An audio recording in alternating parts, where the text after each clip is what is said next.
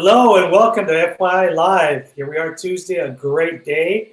I'm here with the one and only Judy Copenbarger. Thank you for joining me again this morning. Always a pleasure, Carlos.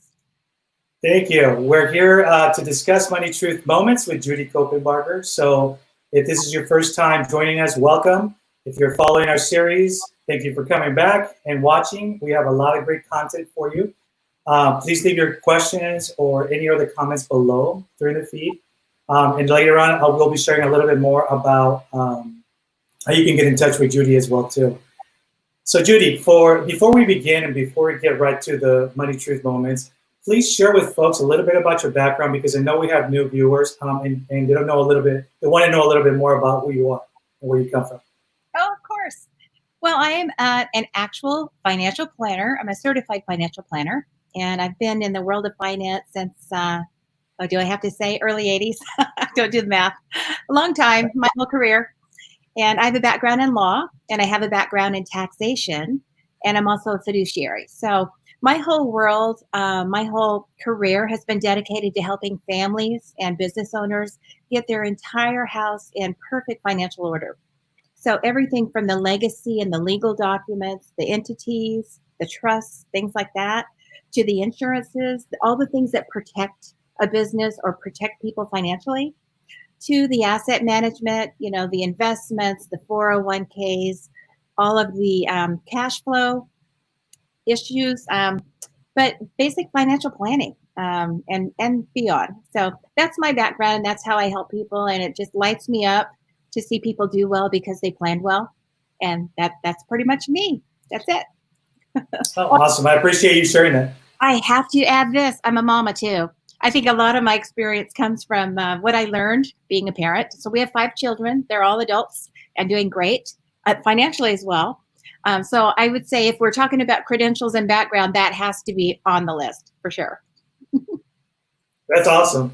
One of the things that I wanted to share with you folks too, and it's going to be coming up, if you can see the banner below, I'm going to put on there Judy's website as well too. So make sure that you connect, you sign up for her newsletter and for news as well too. And we can, you can check out what she's all about, her program, and all of her great work that she's been doing for folks as well. So with that said, what I like to do is get right to it. I know we have a limited time, so I want to make the most of it and for our viewers as well too. So right out of the gate, I know that we've been facing a lot of challenging times. So how does a person like myself and others, how do we know for sure how to build a rock solid foundation, not only for ourselves, but for our families? Wow. Well, there are 5 pillars of finance. And I think wherever you are in life, whatever you're doing in life, whether you're married or not, own a business or have a job or retired, whatever, you need to consider all 5 pillars of finance to have a proper plan. And those are the legal entities, the insurances, taxation. That is huge for almost everyone. The cash flow, and then the investment instruments.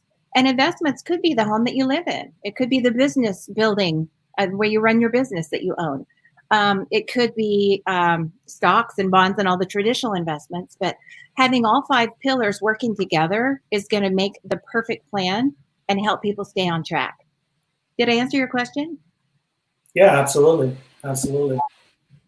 With that said, today, obviously, the country, we locally have gone through a lot in the last several weeks. Yeah. So right now, a lot of individuals and families, they're financially challenged and struggling with money.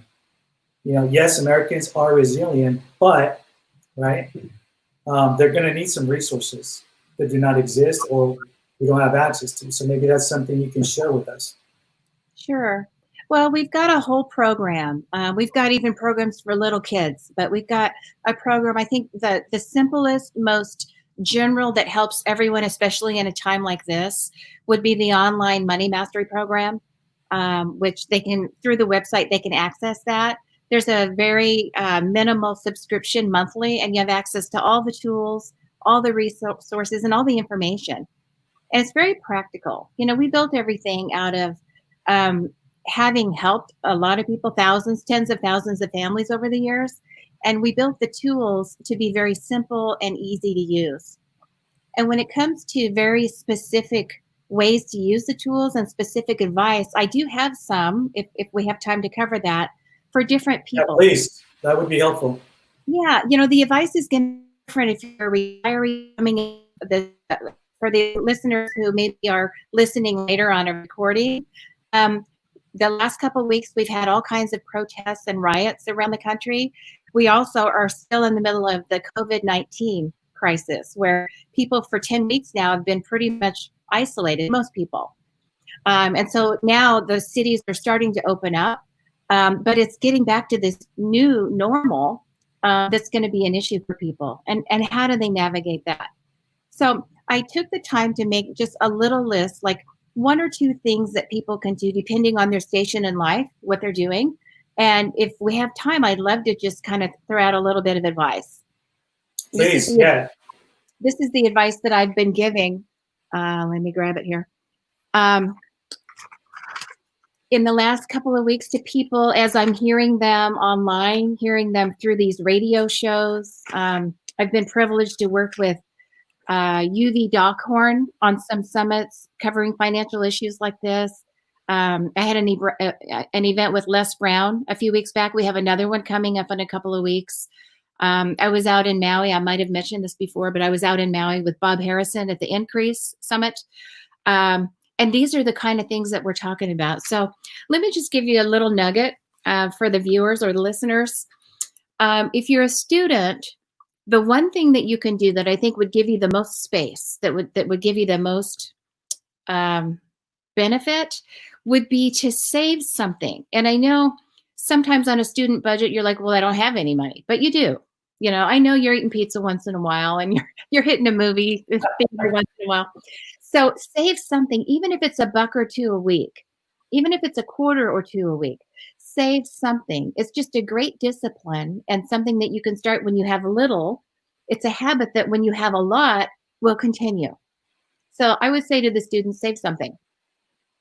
For a young couple, I know you're still dating when you're first married. We did when we were newlyweds. We still had adventures and went away for the weekend and went to the zoo and did all those things. But besides having a date night, have a cash night. And the cash night is time. It's not romantic time. You don't want to mix the two, because the most fought over issue is what? Money, right? Financial issues. Money. Yep. And when you're a young couple, unless you grew up in the same household, I hope you didn't, right?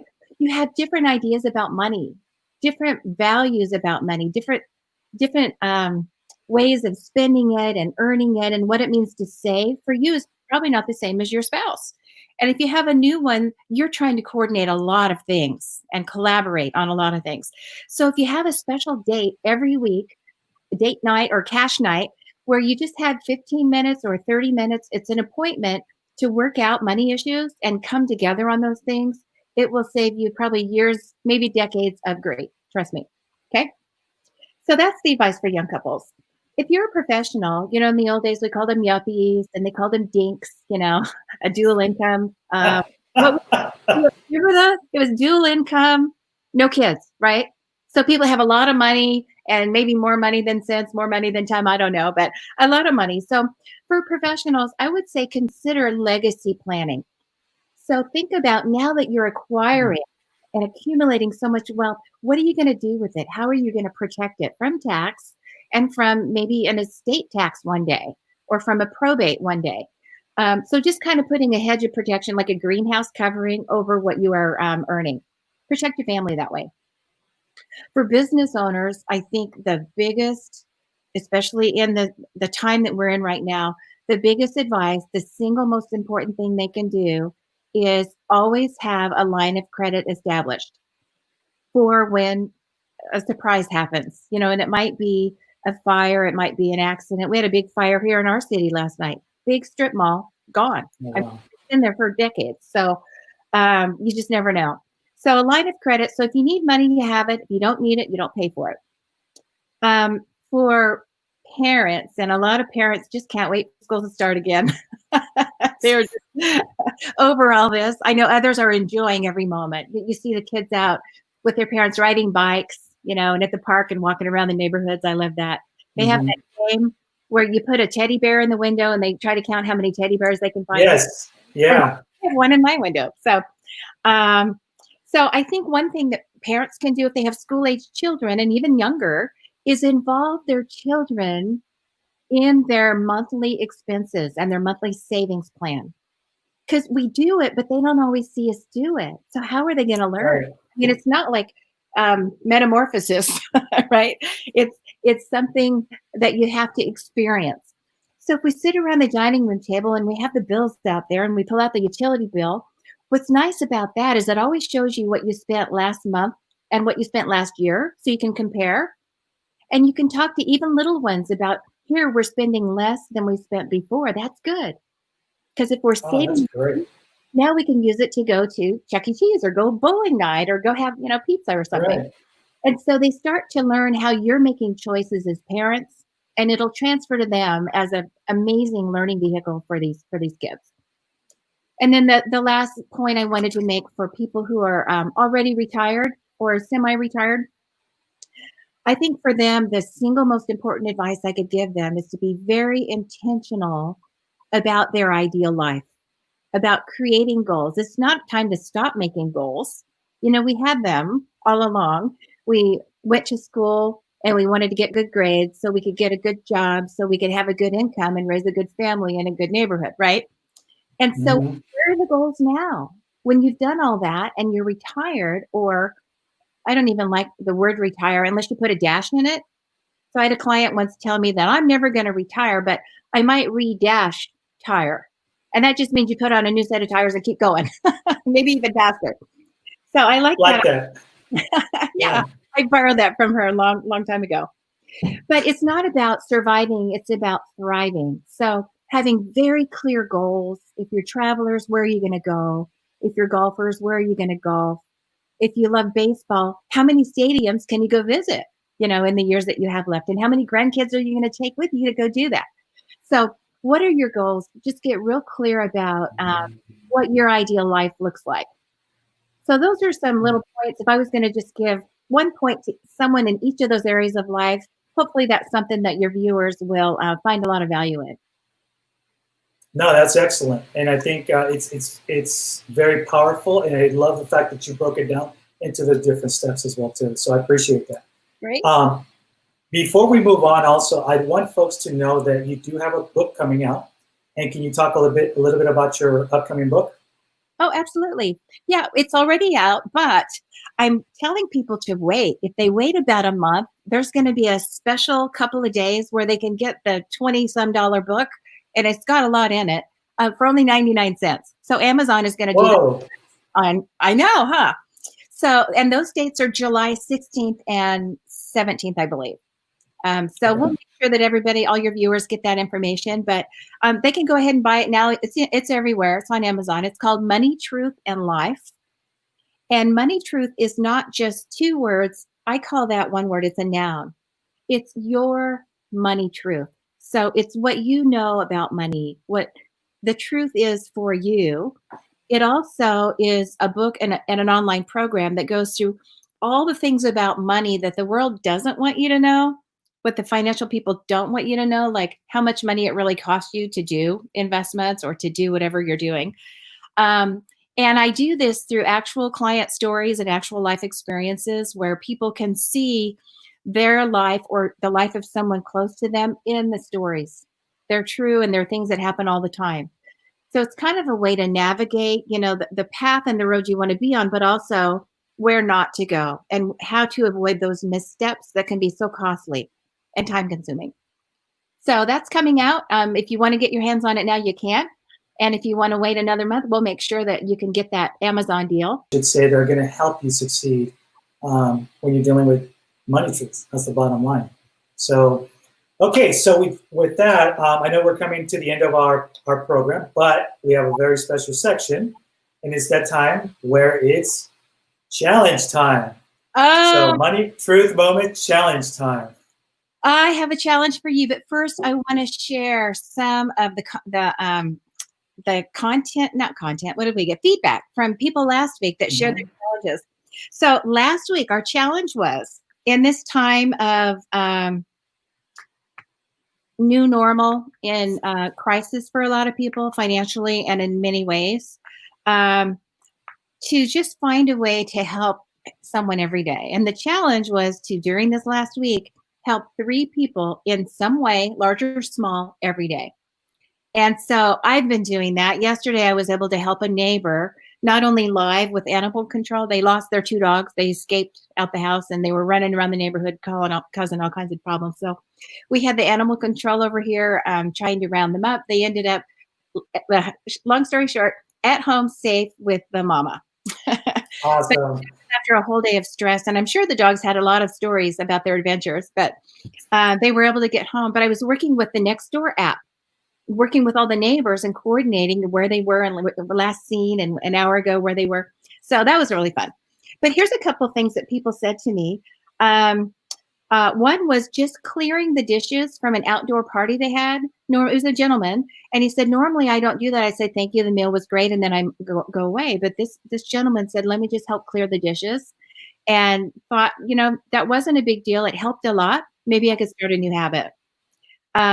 One that my husband has taken on that I just wanted to share is we've got a farm. There's all kinds of berries, raspberries and blackberries and all kinds of berries, and they're all ripe right now. So every morning he brings me a little handful of berries and wakes me up with these amazing berries.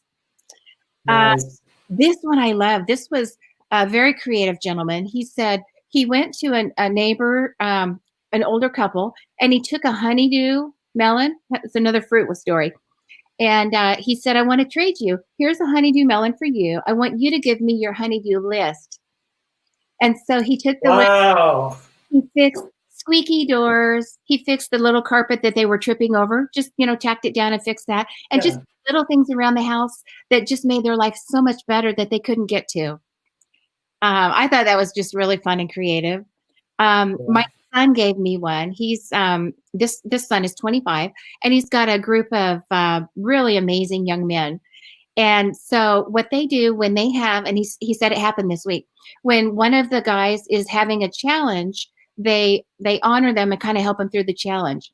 And so what happened last week is one of the young men is a newlywed, and he was having a little struggle. Hopefully not over money, but who knows, right? Little struggle with his wife. And so all the men gathered around him, and they call it $5 and a prayer. So they all prayed for him and sent him on his way that way. But then they all pitched in $5 for him to take his wife out to dinner and have a nice chat and a nice evening. Wow, that is awesome. $5 and a prayer. I just thought that was such a neat idea. And I guess they've been doing this for some time. So that's kind of a neat way to just bless somebody. Well, here's a challenge for this week. I find that very inspiring, by the way. Here's the challenge this week. We're going to go financial this time. So we're going to focus on the spending plan. Notice I didn't use the B word, budget. Budget sounds like diet. It's what you can't have. But a spending plan is like an eating plan, what you get to have, right? So, but we're not going to do a whole budget. We're not going to create that whole thing. What I want you to do is think about and document all of the flexible expenses that you have, and just do that this week. So there are 2 kinds of expenses that you have every month. If you look at where the money went, some of them are fixed expenses. Those are things that don't change. That's going to be your housing, your rent or your mortgage payment, your insurance payments. They're always the same. Utilities are about the same. But things like groceries, gas, clothing, entertainment. Oh, I know, DoorDash, right? Getting all the food delivered to your house. So, and actually document, write down, like in the last month, what you spent on flexible expenses. Write it down and look at it. And then here's the second part of the challenge. To write down physically, there's value in writing it down. The biggest surprise when you're actually looking at the numbers, what kind of stands out off the page? Like, oh, that surprised me. Then I want you to implement the third thing, implement the 1% rule, which is a 1% improvement every day. One little thing that you can do, have an umbrella in your car if it rains, right? Mm-hmm. And it's one little thing that you can do about that information that you got from your flexible expenses that you could do better. You do more, different, or better. So that's the challenge. Document your flexible expenses, write down the surprise, and then one thing that you could do that would make that information valuable to you moving forward. Got it? I got it. And we're going to repost this as well so we get some additional stories. And next week, I will share my story about the folks that I've been helping through that, just to share a little bit from that as well, too. Absolutely. Yeah, because we're doing that. And I actually have my son as well doing this, so everybody's involved doing it. So can't wait to share some of that. The world's going to be a better place if everybody just implements these little things. So I can't wait to hear your family share. It's going to be great. Thanks. So, folks, we come to the end of our Money Truth Moments with Judy Copenbarger. Once again, Judy, thank you for your time. This is always fun doing this show with you, because not only do I get to interview an amazing person, but we get so much valuable information, and I'm really happy to see how much you are helping all of us and those folks that are struggling or they need some type of direction as well, too. So thank you. Yeah, I'm honored to be here. Thank you. So, folks, again, tune in for next week. We're going to make this a weekly Money Truth Moments at 8 o'clock in the morning on Tuesdays. So make sure you share this out. Make sure you post your questions. If you have anything specific you'd like to know, put it on the chat. We'll make sure that we can address that the next time we're around. So this is Carlos Garcia with F.Y.I Live, and this has been another Money Truth Moment with Judy Copenbarger. Thanks.